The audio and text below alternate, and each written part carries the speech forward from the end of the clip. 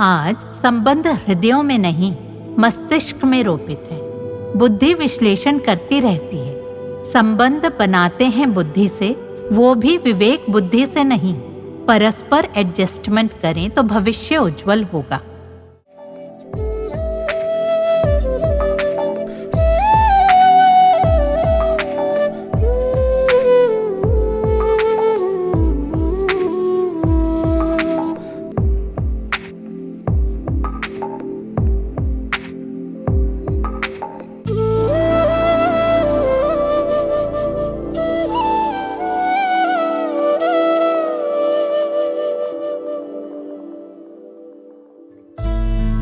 जीवन में हम बोले बिना रह सकें, यह संभव नहीं। व्यवहार में बोलना तो पड़ता है, किंतु हम सावधान रहें तभी जिह्वा का सदुपयोग कर सकते हैं। शास्त्र कहता है, सत्यम वद प्रियम वद। हमारा ध्यान अपने ऊपर रहे कि हमारा बोलना प्रलाप विलाप तो नहीं, हम असत्य तो नहीं कह रहे, नाहक की फिजूल की बातें कर करके दूसरों को परेशान तो नहीं कर रहे, उनका समय तो बर्बाद नहीं कर रहे, अप्रिय शब्द तो नहीं कह रहे, आदि आदि। ध्यान दें तो पाएंगे कि अक्सर हम फिजूली बोलते हैं। हमारी ऊल जलूल बेसिर पैर की बातों में दूसरे व्यक्ति की कोई रुचि नहीं। हम उनका और अपना समय बर्बाद करते हैं। उन बातों से किसी का कोई लाभ नहीं होता। सुनी सुनाई बातें किए जाते हैं जो असत्य भी हो सकती है, जो सुनने में अप्रिय है, और इतना बोल बोल कर हम अपनी और दूसरों की ऊर्जा व्यर्थ गंवाते हैं। वाणी शक्ति है, विचार शक्ति है। हमारे विचार ही वचन और फिर कर्म बनते हैं। इसलिए विचारों का परिष्कार, विचारों की अल्पता आवश्यक हो जाती है। कम बोलने से कोई हानि नहीं, जबकि अधिक बोलना खतरे से खाली नहीं। कम बोलें, अच्छा बोलें, जितना आवश्यक हो उतना बोलें। विचार और वचन ही हमारे व्यक्तित्व के दर्पण हैं।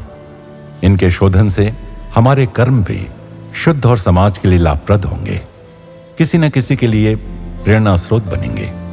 अम्मा जैसे महात्माओं के वचन कभी किसी को अप्रिय या कटु नहीं लगते, बल्कि उनके मुखारविंद से कुछ सुनने को मिले, इसकी प्रतीक्षा करते हैं हम। सोचिए क्यों?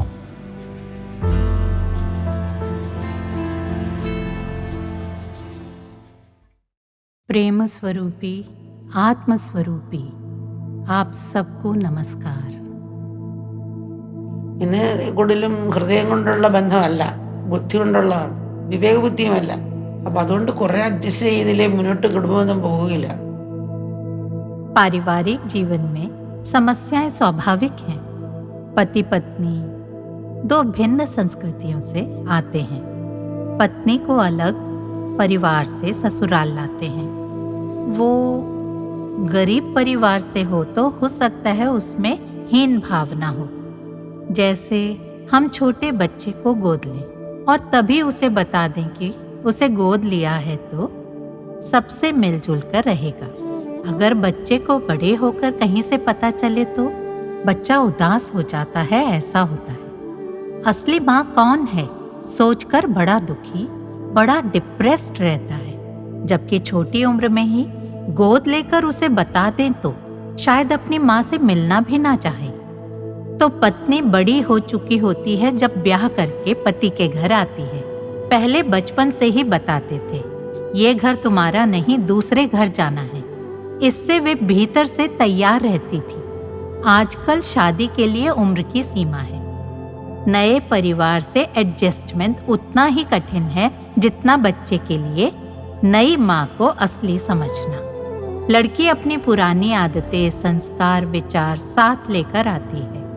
ये समझकर सास ससुर और पति उसे प्यार ना दें तो दुख, क्रोध, द्वेष और हीन भावना आदि घर कर सकते हैं। आजकल के पुरुषों को ये सोच समझकर कदम उठाने चाहिए।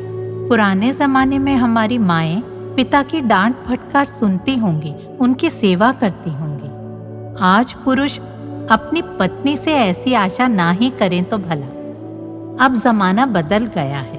पुरुष ठीक से सोच विचार कर नहीं चलेंगे तो आगे चलकर दुख उठाना पड़ सकता है। अहंकारी है वो, मेरी एक नहीं सुनती।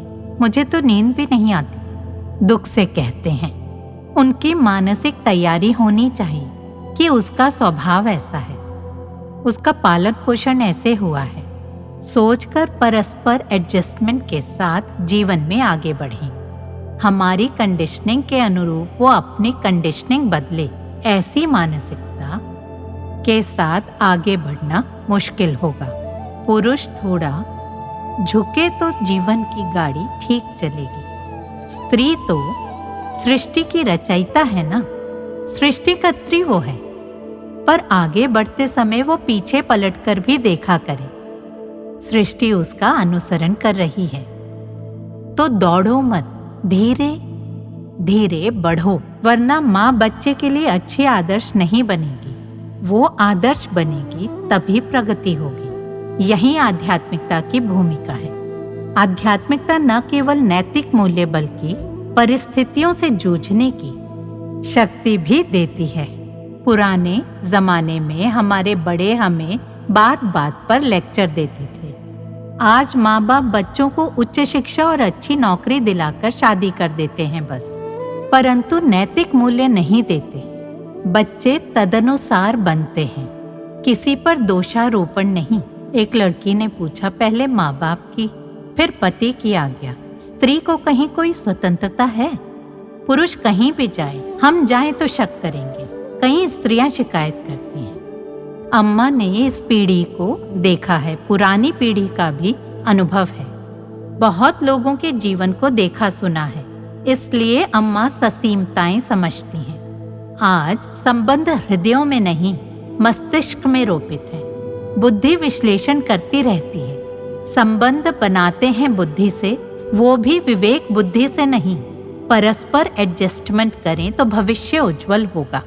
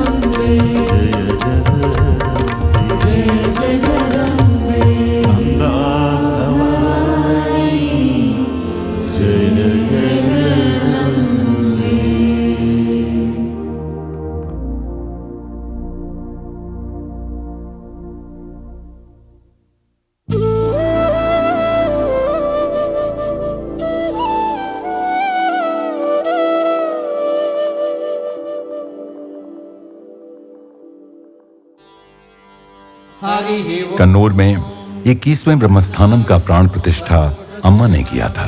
इस पावन स्थल पर निर्मित मंदिर की शांत वातावरण में असंख्य भक्तगण आते हैं, कुछ ग्रह दशा से मुक्ति पाने के लिए तो कुछ शुभ अवसरों पर पूजा अर्चना करने। ब्रह्म स्वरूपिणी अम्मा के दिव्य संकल्प के साथ साथ यहाँ के विशेष प्रशिक्षित ब्रह्मचारियों का निस्वार्थ सेवा भाव भी इस स्थान की पवित्र ऊर्जा का कारण है। भक्त मंत्रों का जाप और प्रार्थनाओं में सक्रिय रूप से भाग लेते हैं। इससे उनका मन शुद्ध होता है और वे दिव्य कृपा के पात्र बनते हैं। उन्हें आंतरिक शांति की अनुभूति होती है, कठिनाइयों को सहने की शक्ति मिलती है और सबसे महत्वपूर्ण, वे अम्मा की इस शिक्षा में अटूट विश्वास विकसित करते हैं। दिव्यता एक साक्षात सत्य है। इसे मंदिरों की दीवारों तक सीमित न रखें, बल्कि स्वयं के भीतर इसका अनुभव करें।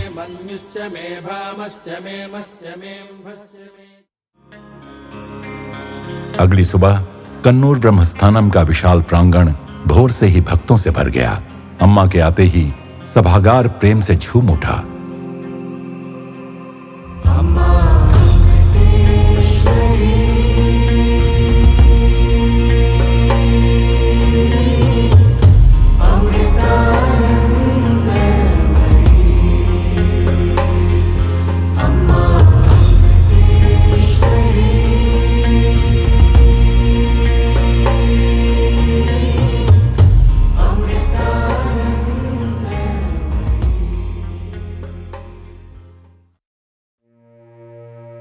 स्थानीय गणमान्य व्यक्तियों ने अम्मा का हार्दिक स्वागत किया।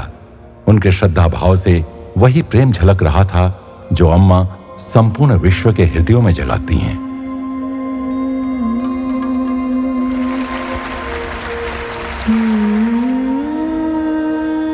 अम्मा ने आयुध के बच्चों को पौधे वितरित किए। आयुध आश्रम का अंतर्राष्ट्रीय युवा संगठन है जो युवाओं को सार्वभौमिक मूल्यों को आत्मसात करने तथा आशा, शांति और करुणामय कार्यों से युक्त भविष्य का निर्माण करने हेतु प्रेरित करता है।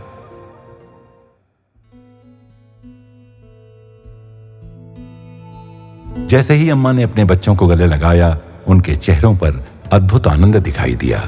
कोई हंस रहा था, कोई रो रहा था, परंतु प्रत्येक हृदय उत्सव मना रहा था, क्योंकि उस पल में वे एक ऐसी सत्ता द्वारा देखे गए, जाने गए और प्यार किए गए थे जो भौतिक सीमाओं से परे आत्मा तक पहुंचती है। अम्मा के दर्शन का रहस्य शब्दों में बयान नहीं किया जा सकता, किंतु भक्तों की आंखों में आप उस अकथनीय दिव्य कृपा की झलक देख सकते हैं। अम्मा की गोद में पल भर में ही जीवन पर्यंत का परिवर्तन हो जाता है। जागृति के बीज बोए जाते हैं जो भविष्य में अकल्पनीय रूप से फलित होंगे।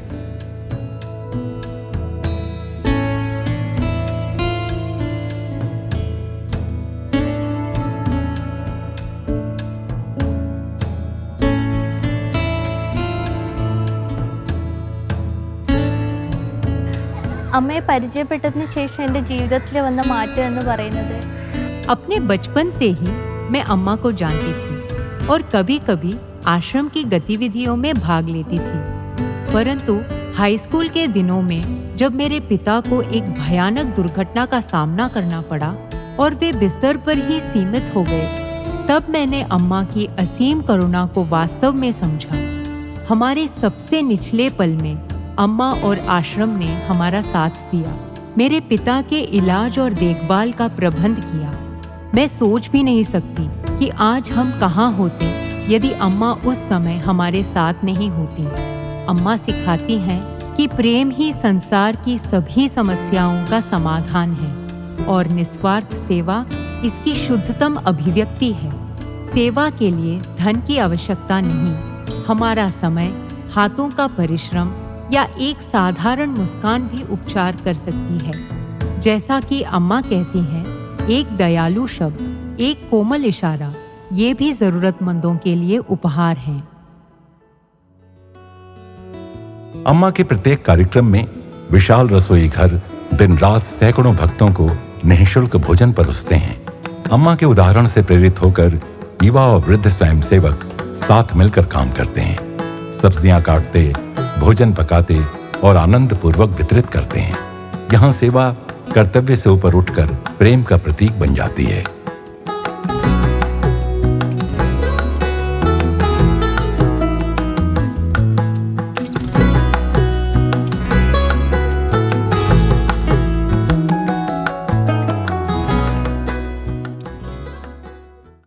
गणनायकाय गणदैवताय गणाध्यक्षाय धीमहि। अमृता विद्यालय के छात्रों ने मनमोहक सांस्कृतिक प्रस्तुतियां दी। अपनी प्यारी अम्मा को संगीत, नृत्य और भक्ति की हार्दिक भेंट। गुणाधीशाय गुणप्रविष्टाय धीमहि। एकदन्ताय वक्रतुण्डाय गौरीतनयाय धीमहि। गजेशानाय भालचन्द्राय श्रीगणेशाय धीमहि।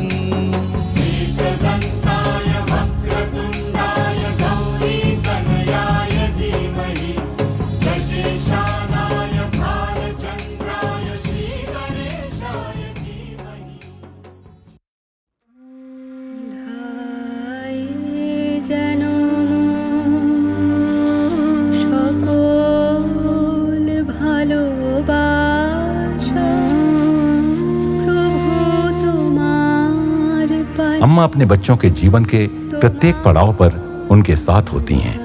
अम्मा बच्चों को उनका पहला अन्न खिलाती हैं, उन्हें पहले अक्षर लिखना सिखाती हैं, वो उनकी पढ़ाई और करियर के निर्णयों में मार्गदर्शन करती हैं। अम्मा उनके विवाह संपन्न कराती हैं और जीवन भर उनका मार्गदर्शन करती हैं।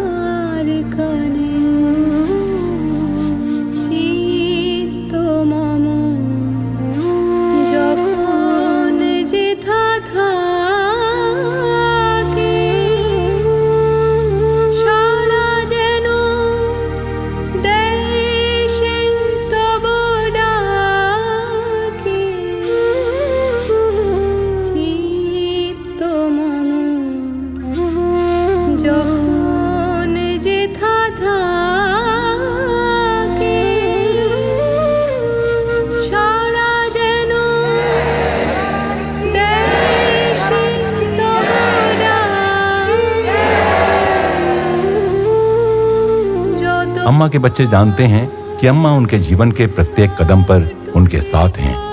ये ज्ञान उन्हें सांत्वना और शक्ति देता है, हर परिस्थिति में आत्मविश्वास और उत्साह से प्रदर्शन करने की।